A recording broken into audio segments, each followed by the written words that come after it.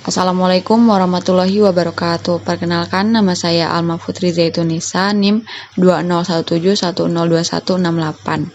Saya di sini akan menjelaskan materi atau memaparkan materi dari mata kuliah perilaku konsumen dengan sub materi yaitu pengaruh individu dan kelompok referensi untuk memenuhi tugas ujian akhir semester. Di sini saya akan menjelaskan mengenai pengaruh individu terhadap perilaku konsumen, lalu yang kedua kelompok referensi terhadap perilaku. Baik, langsung saja kita masuk dalam pembahasan yang pertama, yaitu mengenai pengaruh individu perilaku konsumen. Dalam pengertiannya, dalam ilmu sosial, pengertian pengaruh individu terhadap perilaku konsumen yang mana dalam ilmu sosial, individu berarti bagian terkecil dari kelompok masyarakat yang tidak dapat dipisahkan lagi menjadi bagian yang lebih kecil. Pengaruh personal atau individu merupakan faktor yang mempengaruhi perilaku konsumen yang berasal dari faktor pada diri konsumen yang diantaranya usia dan tahap daur hidup. Orang akan mengubah barang dan jasa yang mereka beli sepanjang kehidupan mereka. Lalu selanjutnya ada faktor-faktor yang mempengaruhi perilaku individu. Yang pertama ada faktor sosial, faktor personal, dan faktor psikologi, dan yang terakhir faktor kultur. 1. Faktor sosial. Faktor sosial apa saja yang masuk dalam faktor sosial? Yang pertama ada kelompok, keluarga, peran, dan status. Lalu yang kedua ada faktor personal. Yang masuk ke dalam faktor personal adalah keadaan ekonomi, gaya hidup, umur, dan pekerjaan. Yang masuk ke dalam faktor psikologis ada motivasi, persepsi, dan pembelajaran. Dan yang terakhir faktor kultur. Di faktor kultur ada subkultur dan kelas sosial. Lalu pada pembahasan selanjutnya yaitu ada dua faktor dasar yang mempengaruhi perilaku konsumen. Yang pertama ada faktor eksternal dan yang kedua ada faktor internal. Faktor eksternal adalah faktor yang meliputi pengaruh keluarga, kelas sosial, kebudayaan, marketing strategi, dan kelompok referensi. Lalu yang kedua, faktor internal. Faktor internal adalah faktor yang termasuk dalam motivasi, persepsi, sikap, gaya hidup, kepribadian, dan belajar. Belajar diartikan dengan menggambarkan perubahan dalam perilaku seseorang individu yang bersumber dari pengalaman. Seringkali perilaku manusia diperoleh dari mempelajari sesuatu. Lalu selanjutnya penjelasan mengenai kelompok referensi. Jadi apa itu kelompok referensi? Yang pertama adalah mengenai kelompok. Kelompok adalah orang-orang di sekeliling individu, baik secara langsung maupun tidak langsung mempengaruhi sikap dan perilaku individu.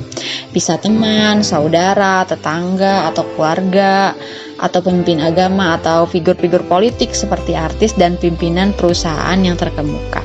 Seperti yang disebutkan oleh Philip Kotler, kelompok referensi adalah kelompok yang memberikan pengaruh langsung atau tatap muka atau tidak langsung terhadap sikap atau perilaku seseorang. Kelompok yang memiliki pengaruh langsung terhadap seseorang dinamakan kelompok keanggotaan. Kelompok referensi digunakan oleh seseorang sebagai dasar untuk perbandingan atau sebuah referensi dalam membentuk respon. Kelompok referensi akan memberikan standar dan nilai yang akan mempengaruhi perilaku seseorang. Lalu penjelasan selanjutnya yaitu mengenai jenis-jenis kelompok referensi. Ada 6. Yang pertama yaitu keluarga, kelompok persahabatan atau teman sebaya, lalu ada kelompok sosial formal, lalu ada kelompok belanja, kelompok kerja, dan yang terakhir adalah kelompok gerakan konsumen. Penjelasan terakhir mengenai indikator kelompok referensi. Dibagi 3, ada informasi dan pengalaman, ada kredibilitas, sifat menonjol produk. Indikator kelompok referensi ini menurut Shipman dan Kanuk 2007, pengaruh yang digunakan kelompok referensi pada perilaku perorangan biasanya tergantung pada sifat individu dan produk serta pada faktor-faktor sosial tertentu. Adapun indikator yang digunakan seseorang dalam pengambilan keputusan berdasarkan kelompok referensi adalah tadi ada informasi dan pengalaman. Nah, pasti setiap orang mempunyai pengalaman langsung dengan suatu produk atau jasa, atau dengan mudah dapat memperoleh informasi yang lengkap mengenai hal itu.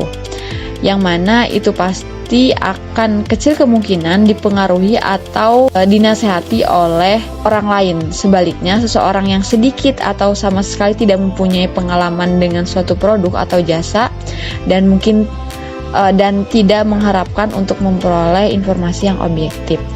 Yang kedua ada kredibilitas. Jika para konsumen ingin sekali memperoleh informasi yang tepat mengenai kinerja atau kualitas produk atau jasa, mereka mungkin akan terbujuk oleh orang-orang yang mereka anggap dapat dipercaya dan berpengetahuan. Jadi mereka lebih mungkin terbujuk oleh sumber-sumber yang mempunyai kredibilitas tinggi.